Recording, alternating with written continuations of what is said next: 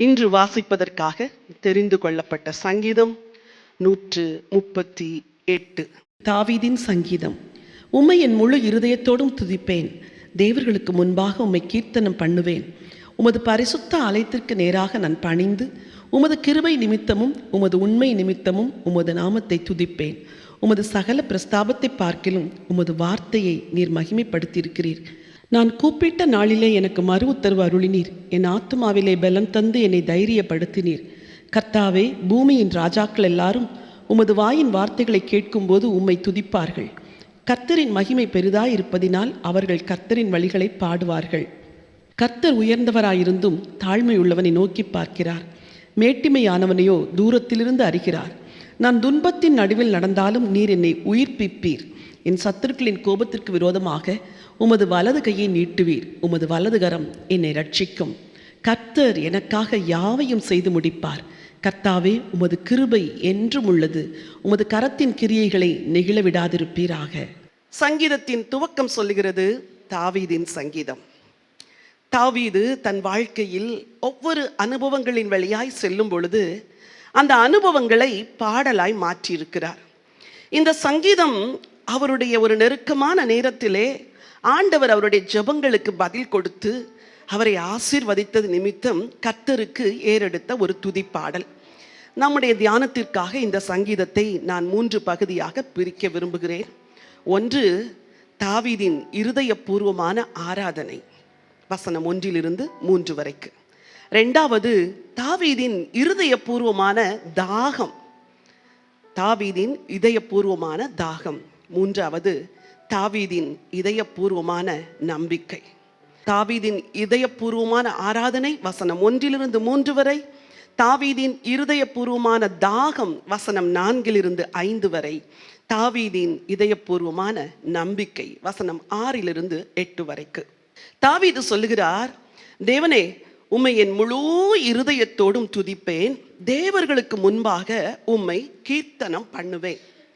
துதி என்பது ஒன்று, நம்முடைய இருதயத்தின் அடித்தளத்திலிருந்து ஆண்டவருக்கு வருகிற ஒரு ஆராதனை.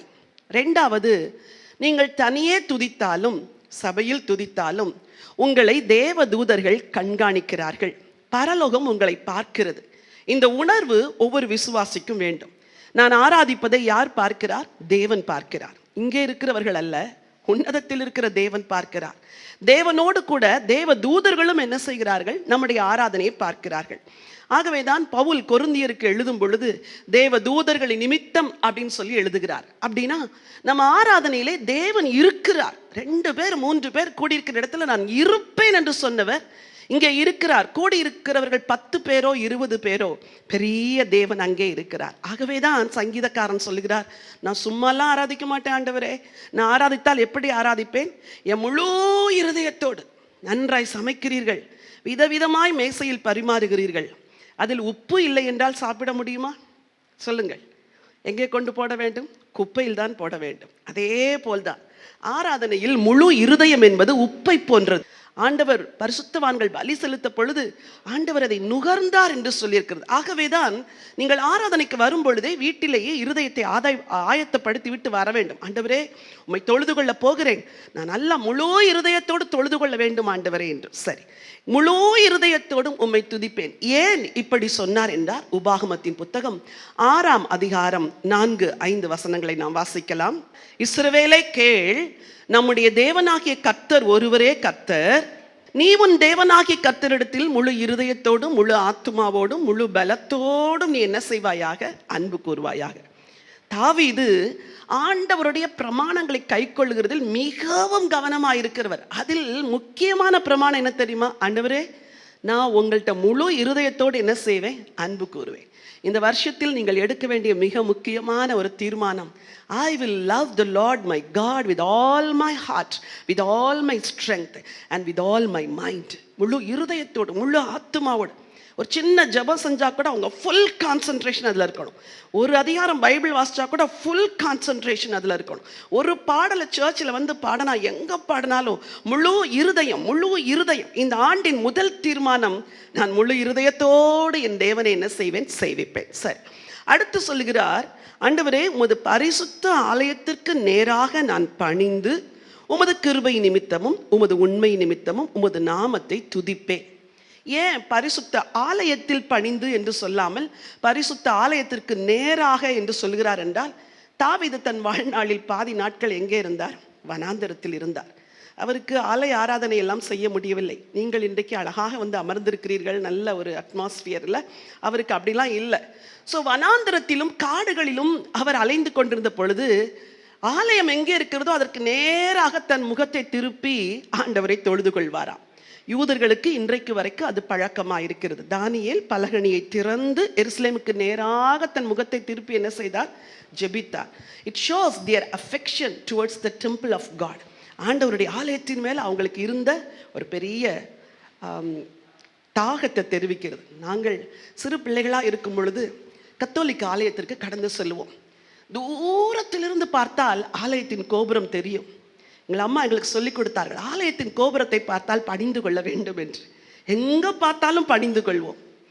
அது ஒரு பக்தியின் பழக்கம். நீங்கள் எல்லாம் அப்படி ஒரு பழக்கத்தை என்ன செஞ்சுக்கணும்? வளர்த்து கொள்ள வேண்டும். சரி, வசனம் சொல்லுகிறது, ஆண்டவரை நான் ஏன் பணிந்து கொள்வேன் தெரியுமா? உங்கள் கிருபை, உங்கள் உண்மை, உங்கள் நாமம் இதெல்லாம் ரொம்ப பெருசுப்பா, அதனால நான் உங்களை பணிந்து கொள்கிறேன். அப்புறம் சொல்றாரு, சகல பிரஸ்தாபத்தை பார்க்கிலும் உமது வார்த்தையை நீர் என்ன செய்திருக்கிறீர்? மகிமைப்படுத்தி இருக்கிறீர். நான் இப்பொழுது வனாந்தரத்தில் இருக்கிறேன், நான் அலைந்து கொண்டிருக்கிறேன். ஆனால் ஒன்று, என்னை இஸ்ரவேலின் மேல் ராஜாவாய் நீர் வைப்பீர் என்று சொல்லி இருக்கிறீர். அந்த வார்த்தையை நீ ஒரு நாள் மகிமைப்படுத்துவீர் ஆண்டவரே. உங்கள் சூழ்நிலைமை எதிராக இருந்தாலும் நீங்கள் எதை விசுவாசிக்க வேண்டும் தெரியுமா? எனக்கு ஆண்டவர் சொன்ன வார்த்தை அவர் என்ன செய்வார்? மகிமைப்படுத்துவார். ஹல்லேலூயா. உங்கள் கையில் இருக்கிற வேதம் ஒரு அற்புதமான வேதம். இதில் இருக்கிற ஒரு வார்த்தை கூட தரையில் விழாது. எல்லாவற்றையும் மகிமைப்படுத்துகிற ஒரு தேவனை நான் தொழுது கொள்வேன் என்று சொல்லுகிறார். சரி, 3வது வசனம் சொல்லுகிறது, நான் கூப்பிட்ட நாளிலே எனக்கு மறு உத்தரவு சொல்லுங்க. இந்த வருஷம் முழுவதும் உங்களுக்கு இந்த விசுவாசம் தான் இருக்கணும். எந்த இடத்துல இருந்து ஆண்டவரை நோக்கி கூப்பிட்டாலும் அவர் மறு உத்தரவு அருளுவார். இதுவரைக்கும் ஜெபிச்சிங்களே, மறு உத்தரவு அருளிவிட்டார். இந்த ஃபெய்த்ல தான் நம்ம ஜெபம் பண்ணணும். நான் கூப்பிட்ட நாளிலே எனக்கு மறு உத்தரவு அருளினீர். அப்புறம் என்ன செஞ்சாரா? என் ஆத்துமாவிலே பலன் தந்து என்னை தைரியப்படுத்தினீர். ஆண்டவர் பணத்தை மட்டும் தரமாட்டார். சிலர் அப்படிதான் நினைக்கிறாங்க, பணம் தான் ஆசீர்வாதம். இல்லை, ஆத்துமாவில் ஒரு பலன் இருக்கு பாருங்க. என்னால் அந்த வருஷத்தை நான் நடத்த முடியும், வாழ முடியும், ஓட முடியும், குடும்பத்தை நடத்த முடியும், பிஸ்னஸை நடத்த முடியும். இது தேவன் தருகிற தைரியம். இன்றைக்கு இந்த ஆராதனையிலே உங்கள் ஒவ்வொரு ஆத்துமாவுக்கும் ஆண்டவர் பலன் தருகிறார். நேரலையிலே பார்க்கிற உங்களுக்கு, வீடுகளில் இருந்து பார்த்து கொண்டிருக்கிற உங்கள் ஆத்துமாவிலே ஆண்டவர் பலன் தந்து உங்களை தைரியப்படுத்துவார். ஏன் கவலைப்படுகிறீர்கள்? தைரியம் கொள்ளுங்கள். ஒரு ராஜா முன் செல்லுகிறார், அவர் உங்களை நடத்துவார்.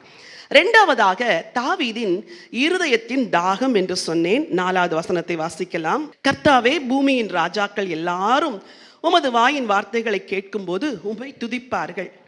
இது என்ன? திடீர்னு ஒரு செய்தி வருகிறது, பூமியின் ராஜாக்கள் எல்லாரும் வாயின் வார்த்தைகளை கேட்கும் பொழுது உம்மை துதிப்பார்கள். தாவீது ராஜாக்களுக்கு முன்பதாகவும் ஆண்டவருடைய மகத்துவத்தை பேசின ஒரு தாசன்.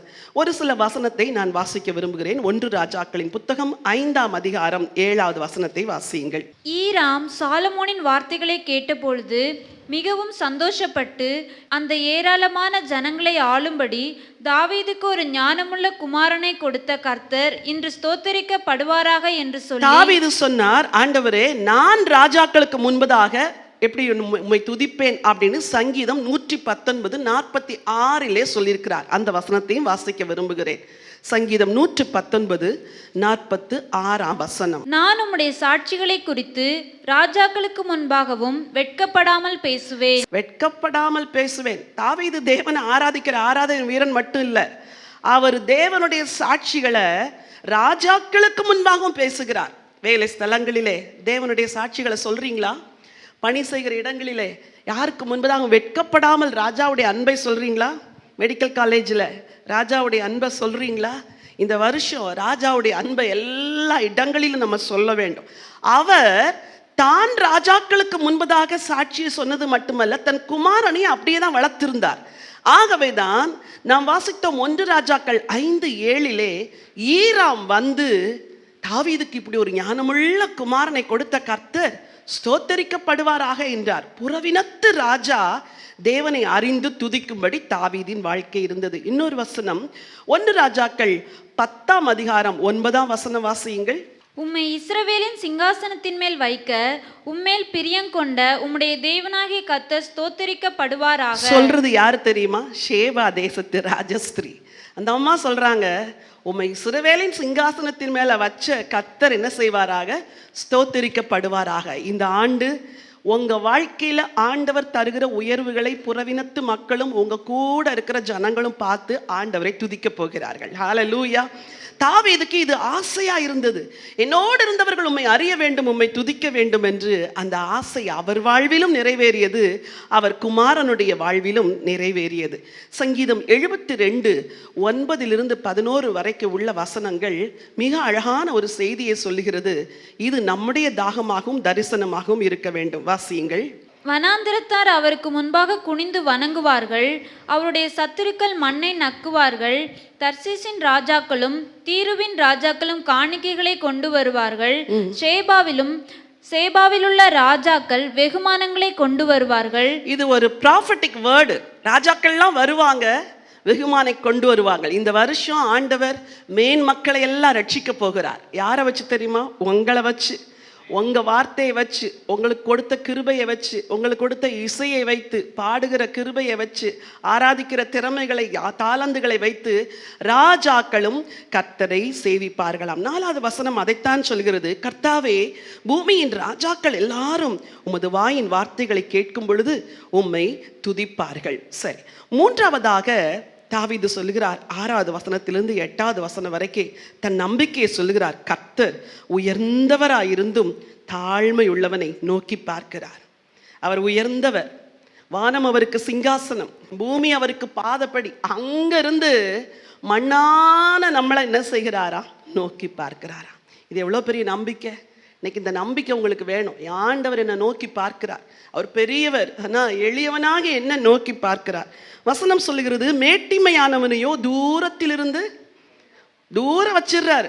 பெருமை உள்ளவனுக்கு தேவன் எதிர்த்து நிற்கிறார், தாழ்மை உள்ளவர்களுக்கு கிருபை அளிக்கிறார். இங்கே வந்து நம்மை தாழ்த்தி அவரை பணிந்து கொள்ளும் பொழுது கிருபைகளை அள்ளி கொடுக்கிறார். தாவீதின் இன்னொரு நம்பிக்கை. எல்லாரும் வாசிங்க 7வது வசனம். நான் துன்பத்தின் நடுவில் நடந்தாலும் நீர் என்னை உயிர்ப்பிப்பீர், என் சத்துருக்களின் கோபத்துக்கு விரோதமாக உமது கையை நீட்டுவீர், உமது வலதுகரம் என்னை ரட்சிக்கும். இந்த ஆண்டு ஒருவேளை சத்துருக்கள் விரோதமாக எழும்பலாம், துன்பங்கள் வரலாம், வராமல் இருக்காதுலாம் கிடையாது. வசனம் சொல்லுது, நான் துன்பத்தின் நடுவில் நடந்தாலும், நான் மரண இருளின் பள்ளத்தாக்கிலே நடந்தாலும். அப்பன்னா அப்படியெல்லாம் வாய்ப்பு வந்தா கூட ஆண்டவரே நீங்க என்ன செய்வீங்க? ரட்சிப்பீங்க. என் சத்துருக்களின் கோபத்துக்கு விரோதமாய் உமது கையை நீட்டுவீர். அவர் நீட்டினா சத்துருக்கள்லாம் எப்படி ஆயிடுவாங்க? ஒன்றுமில்லாமற் போய்விடுவார்கள். ஒரு சத்துருவை பார்த்து கூட இந்த வருஷம் பயப்படாதீங்க. கர்த்தர் கையை நீட்டுவார், கர்த்தர் சத்துருக்களை அழிப்பார். ஆண்டவருடைய வலதுகரம் உங்களை ரட்சிக்கும். சங்கீதம் 18 மிகுந்த ஜல பிரவாகத்திலிருந்து என்னை தூக்கி எடுத்து என்னை ரட்சித்தீர். துன்பம் வந்தாலும் கர்த்தர் ரட்சிப்பார். அதுதான் நம்முடைய நம்பிக்கை. கடைசியாக சங்கீதக்காரனுடைய நம்பிக்கை, கர்த்தர் எனக்காக சொல்லுங்க யாவையும், அந்த யாவையில எல்லாம் இன்க்ளூடட். இதை செய்வாரா, அதை செய்ய மாட்டாரா, இப்படி சந்தேகப்படுறீங்கல்ல? கர்த்தர் உங்களுக்காக யாவையும் செய்து முடிப்பார். கர்த்தாவே, உமது கிருபை என்றும் உள்ளது, இந்த வருஷமெல்லாம் உள்ளது. உமது கரத்தின் கிரியைகளை நெகிழ விடாதிருப்பீர்களாக. நீங்க யார் தெரியுமா? அவருடைய கரத்தின் கிரியை. உங்களை நெகிழ விட மாட்டார். கர்த்தர் உங்களுக்காக யாவையும் செய்து முடிப்பார். உங்களின் நற்கிரியை தொடங்கினவர் அதை கிறிஸ்துவின் நாள் வரைக்கும் நடத்தி முடிப்பார் என்று பிலிப்பியர் 1:5 வாசிக்கிறோம். எல்லாத்தையும் முடிப்பார். துவங்குங்க, புதிய காரியங்களை துவங்குங்கள். ஆண்டவர் கூட இருந்து உங்களுக்கு அதை செய்து முடிக்க அனுக்கிரகம் செய்வார். ஹல்லேலூயா. இந்த சங்கீதத்துக்காக தேவனை நாம் ஸ்தோத்திரிக்கலாமா? ஹல்லேலூயா. தேவாதி தேவனே, உம்முடைய வார்த்தைகளுக்காய் ஸ்தோத்திரம். சங்கீதக்காரனுடைய ஆராதனை, அவன் இருதயபூர்வமான ஆராதனை போல எங்கள் ஆராதனை மாறட்டும். இருதயபூர்வமான தாகமும் ஆத்தும ஆதாயமும் போல இந்த ஆண்டு மேன்மக்களை நாங்கள் ஆதாயம் செய்ய கர்த்தர் எங்களுக்கு உதவி செய்யுங்க. இருதயபூர்வமான நம்பிக்கையை போலவே எங்கள் நம்பிக்கை உங்க மேல இருக்குதுப்பா. உம்முடைய ஜனத்திற்காக யாவையும் செய்து முடிப்பீர். எங்கள் வார்த்தை இன்றைக்கு கேட்டுக்கொண்டு தூரத்திலிருந்து கேட்கிற உம்முடைய ஜனத்திற்காகவும் கர்த்தர் யாவையும் செய்து முடிப்பீர். ஆண்டவரே, உமக்கு கோடி ஸ்தோத்திரம். மீட்பர் இயேசுவின் நாமத்தில் பிதாவே, ஆமென்.